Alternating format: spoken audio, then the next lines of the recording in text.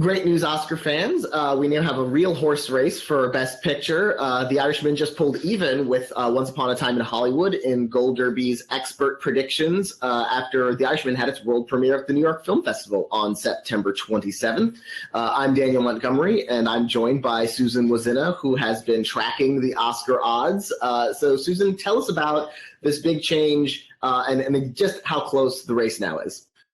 Well, the experts are usually critics or someone who writes about movies, and many of them actually caught a screening in LA or at the New York Film Festival last week, and therefore they have inside knowledge of what is in store for everyone with The Irishman. And what happened was over the weekend, basically Once Upon a Time, which was slightly ahead of The Irishman caught up with it. So right now, out of 27 experts, 26 are predicting a nomination for both of them, but 11 are either picking The Irishman to win or Once Upon a Time in Hollywood to win, and their odds are neck and neck. It's 15-2 to 15-2. So, yeah, it's a little exciting now because those two movies have been on top ever since we put the prediction site up on early August. So something is happening a bit. And as the reviews have been coming in, The Irishman, as we're recording this, has a score of 92 on Metacritic. All reviews are positive. On Rotten Tomatoes, there are 59 reviews as of this recording, and 100% positive. Do you think, Susan, that's gonna have that's going to translate to what the Oscar voters will think? Because critics and Oscar voters aren't always on the same wavelength. Well, considering it's Quentin Tarantino, who hasn't won Best Director or Best Picture, and Martin Scorsese, who won for The Departed, and basically, one for something that was actually a remake of a foreign film and not his own. I think a lot of us think he should have won for Raging Bull or for Goodfellas over the years. So I think they both have some catch up to do with recognition. And so it is a horse race, which we like because we're Gold Derby. So that makes sense. But until then, I mean, the race hasn't really shifted as much, so that's why people are excited about this change of pace. Yeah, and it's interesting. The irony is that while Quentin Tarantino is overdue for the Best Director Oscar, he actually has more Oscars already than Martin Scorsese does because he's won twice for writing. So it'll be interesting to see, does one win both picture and director? We've seen a lot of splits between those two categories, but these are very director-driven films, so they seem like the kinds of films that would win both awards, kind of like The Shape of Water 2 years ago. Well, I disagree to. I agree to disagree because I think it could be Tarantino gets the director and Marty gets the picture. That might happen.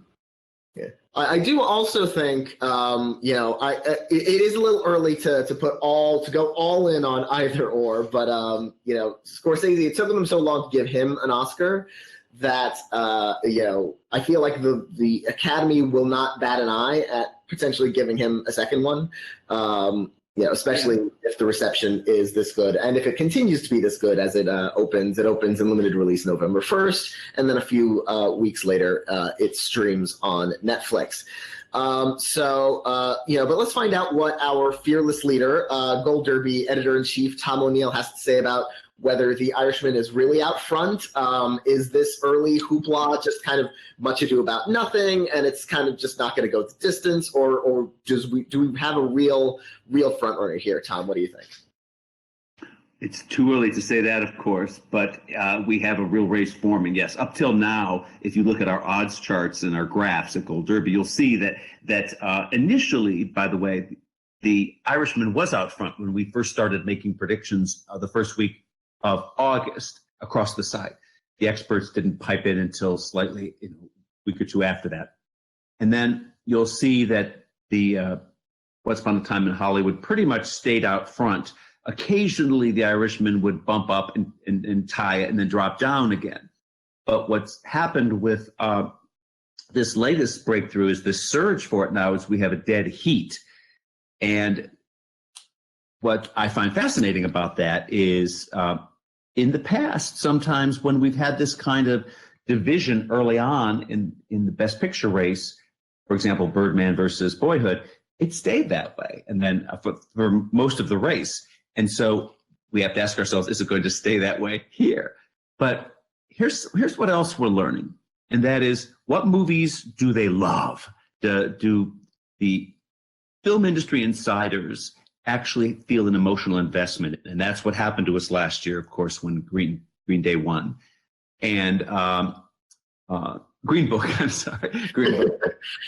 I have to take your Oscar back away from you. Yeah. Green Day, you're thinking more about the Grammys.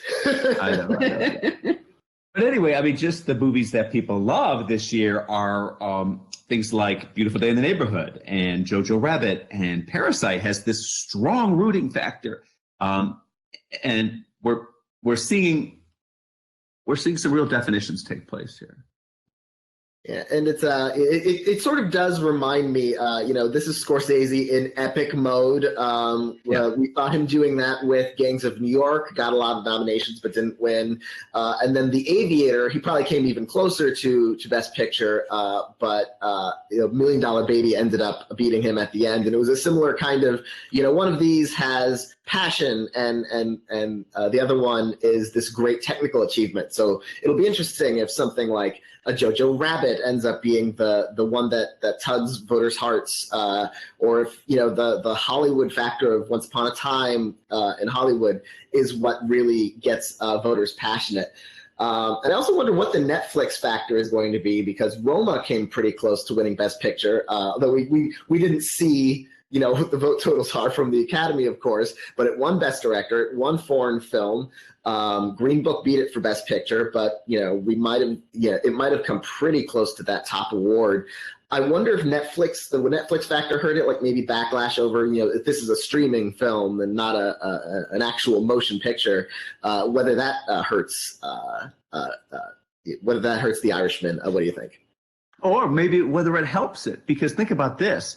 Those of us in Hollywood here who think, oh, God, I've got to give up 3 hours and 25 minutes for a screening of The Irishman. You think, oh, my God, what an investment of my time. You might wait to see it on Netflix and then not begrudge the fact that it's so long and just really luxuriate in watching it on your big screen. I don't buy this whole baloney of, oh, you have to see it on the big screen versus your own screen. And one of the chief reasons Roma lost last year was because it was seen on the small screen.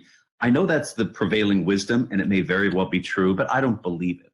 I think that I don't think there is a real serious disadvantage that the streaming services have now, other than the fact that Netflix has just had a bad run of it.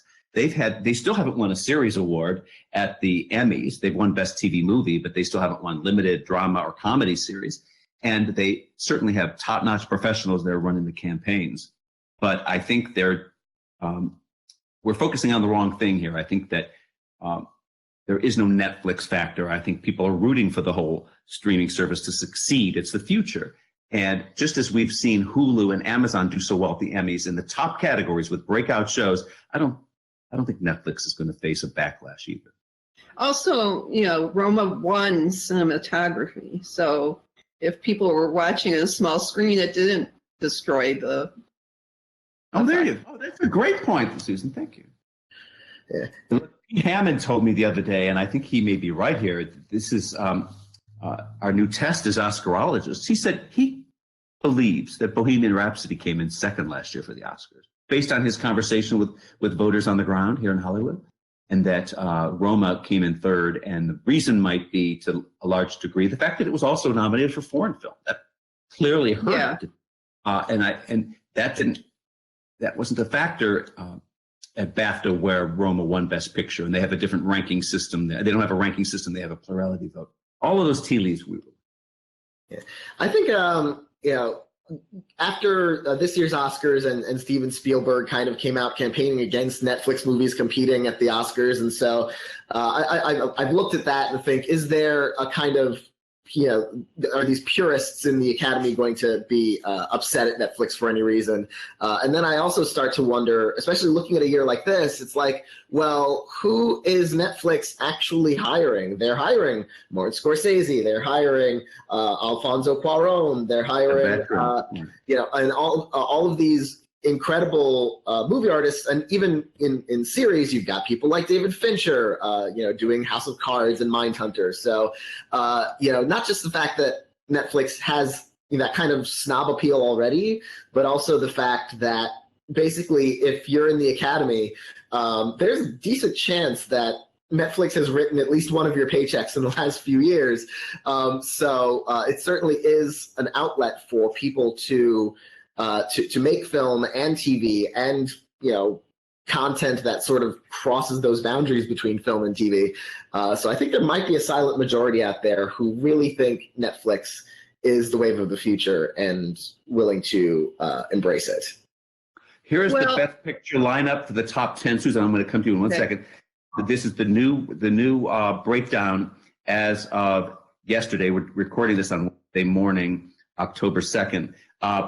Once Upon a Time in The Irishman tied, Marriage Story second, Jojo Rabbit third, Parasite 4, what is that? 1, 2, 3, 4, 5. Ford v.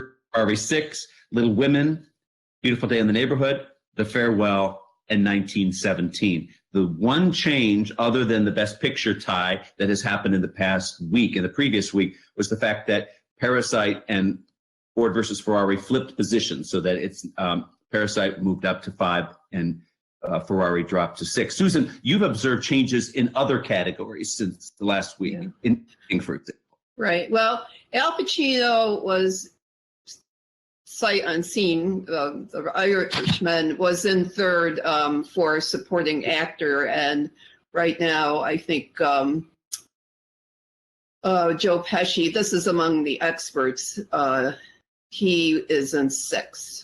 And but the one actor from the cast that did go up is Robert De Niro, who was in 4th place. He went 3rd, and then Jonathan Pryce from The Two Popes took 5th, and then 6th was Antonio Banderas in Pain and Glory. So what is your prediction right now, Susan, for Best Picture winner? And Daniel, you answer that question next. And both of you will wrap up here where you give us your rationale as to why that's your number one. I think it's The Irishman. And you're talking about Netflix. I mean, do you think they would let even Martin Scorsese make a 3.5-hour movie and just let it play in theaters? No, I don't. So I think it probably brought out, I haven't seen it yet. I'm dying to, but I think basically this is a culmination that he's gathered the gang back again, the actors he's been known to work with, and also the topic and a different sort of, kind of Lion and Winter sort of gangster tale looking back in time of his life and his regrets. It just seems like this is something they're going to maybe want to give the Best Picture to, just to celebrate him.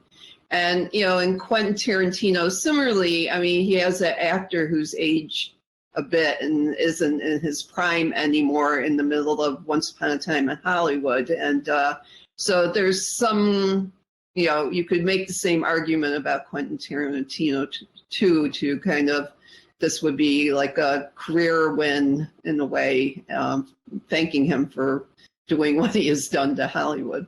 So, either one, but I think my sentiment goes towards The Irishman more.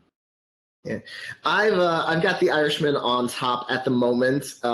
It'll be interesting to see what they make of Scorsese winning again, because he won the Oscar for The Departed for Best Director, and that also won Best Picture. But that kind of felt like a makeup award at the time, and so there might be an eagerness to, one, I don't think voters would bat an eye giving Scorsese Oscar #2, and also the fact that he's going back to working with Robert De Niro on this film and bringing us a Robert De Niro performance that is the caliber that we haven't seen from De Niro necessarily for a while. And of course, they made Raging Bull together, which was one of the films that Scorsese was, a lot of people think he was robbed for. So I think there's, and the fact that he made a 3.5-hour movie that you can enjoy on Netflix. You don't have to, go searching out, an art house theater if you're not in a major metropolitan area.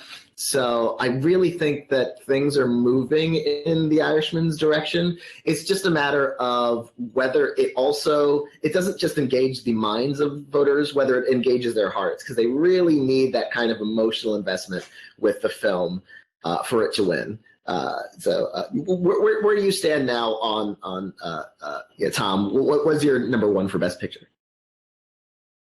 It's pretty much the same logic that you're following here, Daniel. I haven't seen it. I was supposed to see it Friday, and I had a stupid doctor's appointment. So, we're waiting for the next batch of screenings this week.